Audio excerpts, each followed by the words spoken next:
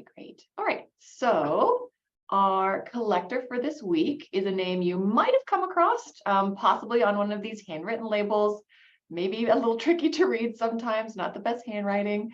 But if you see our LEG, our collector right here, is G.O.K. Sainsbury. And this was collected in 1933. If you look down here, it's N Island, N Zealand, and that's the North Island of New Zealand. Oh, let me slideshow it. I realize I'm not doing that. There we go.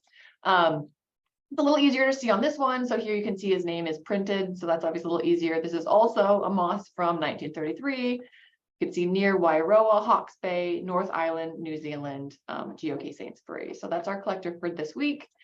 These are the little specimens. You can see the cute little mosses there. So G.O.K. stands for George Osbourne King Sainsbury, which is quite a mouthful of a name. But he's basically known as New Zealand's foremost 20th century bryologist. He was born in 1880 in Napier, New Zealand, which is kind of right here on the east coast of the North Island. His parents had emigrated to New Zealand from southern England in the 1870s, so not that far before. And his father worked as a lawyer, a barrister technically, in the town of Napier. So George himself made a number of trips back to England as a child, and he went to primary school in London, which, if you think about it, is kind of crazy to think because that's a lot of traveling. One site I looked at said it could take 100 days one way via ship to get between the two countries. So that is a lot of traveling that he did very young. But he returned to New Zealand in 1889 and was educated at this Wanganui Collegiate School, which is a boarding school on the kind of south coast of the North Island. He followed his father's example into law and practiced as a lawyer, a solicitor, and a barrister in nearby Gisborne for about 6 years. He married Edith Alice Sherritt in 1908, and they would have 3 children together. In 1911, he actually left the law to become a farmer with his brother Claude. But after 6 years, must not have worked out too great. Both brothers returned to partner on a law practice in Wairoa, New Zealand, which is right in the middle here. And that's where he lived and worked basically for most of the rest of his life. So while working the law as a solicitor and a barrister was his official position, he took up botany as a pastime. Somewhere around 1920, he was first started studying native flowering plants as a hobby. He lived near this Te Urewera natural area, which is a mountainous forested region, which provided him opportunities to explore local plants. His first botanical paper was published in 1923 on this Pittosporum obcordatum, which is a rare shrub endemic, so only found in New Zealand.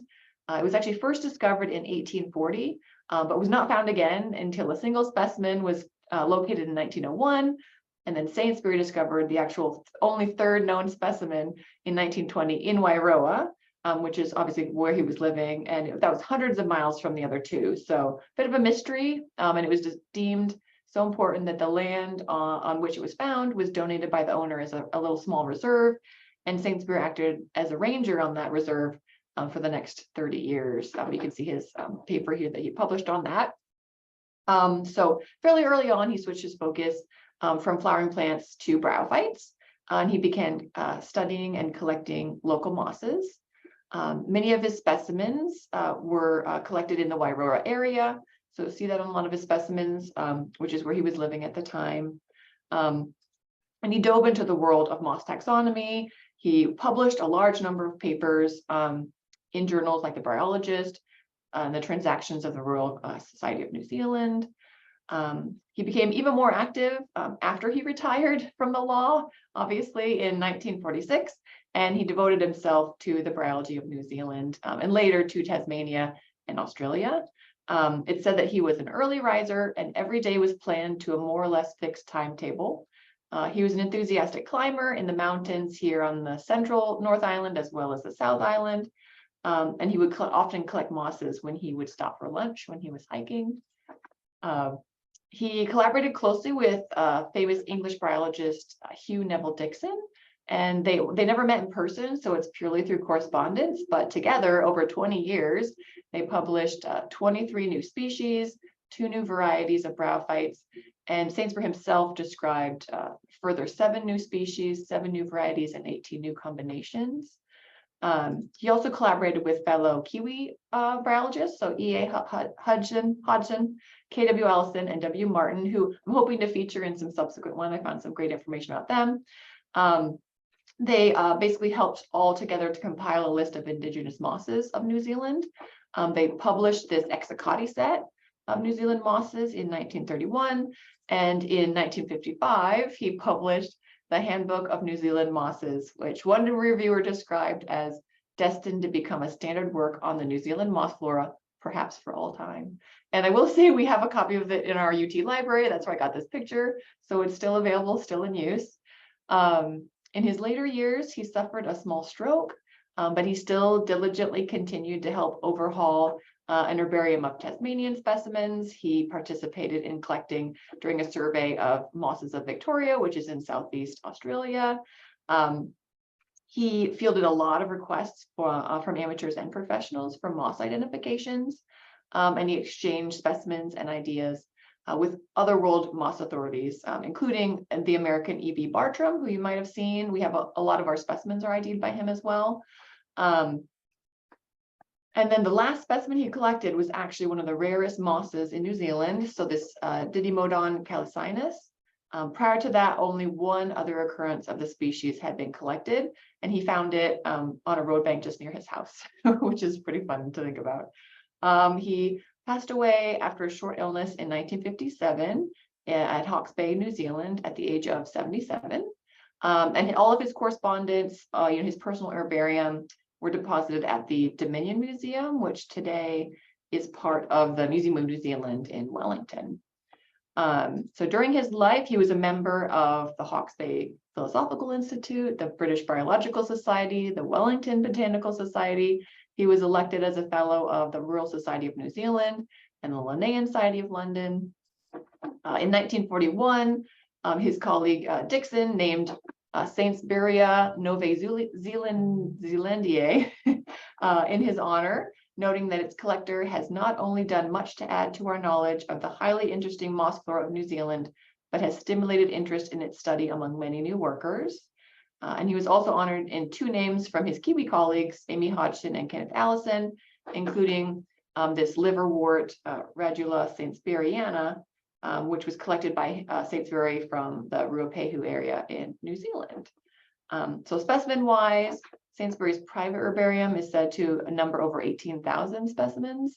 So far, I found a little over 2,700 digitized in our Bryophyte portal, 14 lichens as well. And there's also over 5,300 specimens that were collected by Sainsbury in the Australasian Virtual Herbarium. So if you're not familiar with that, it's an online resource for Australian and New Zealand herbaria. So it's a really cool place to look at.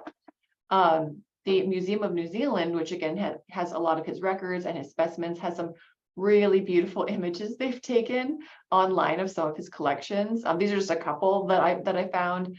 I wish we had the time and the budget to take these beautiful pictures, maybe in the future. But again, it's really cool to look at. Again, I'll share the links after this. You can take a gander, but some really, really beautiful specimens. And again, you can recognize his handwriting there of some mosses that he collected over his career.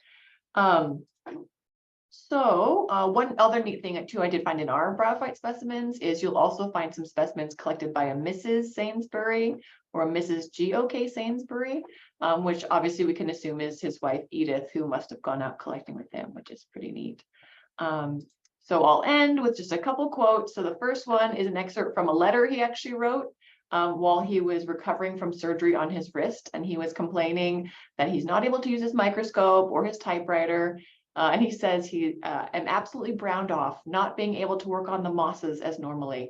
And if you have a few specimens that I could look at in a rough sort of way, then I sure would like to see them, which I thought was cute. And also that there's another one from an article in the Journal of Victorian Naturalist after his death that says, indeed, it is doubtful whether the thorny path of Victorian bryology would have been attempted at all without Mr. Sainsbury's constant and genial encouragement.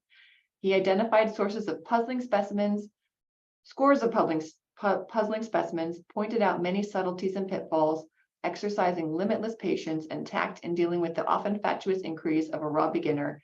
Sainsbury's enthusiasm for his hobby was infectious and his sense of humor keen. So he's obviously very passionate and dedicated to his work. And I think he had obviously a very impressive bryology career, which is especially impressive considering he was self-taught and worked a kind of a primary career in a totally different field. So anyways, that is G.O.K. Sainsbury, pretty neat collector. And again, you might see his name on some of the specimens that you're working on. So any questions before we move on? Thank you. That was very interesting. Yeah, you're welcome. I know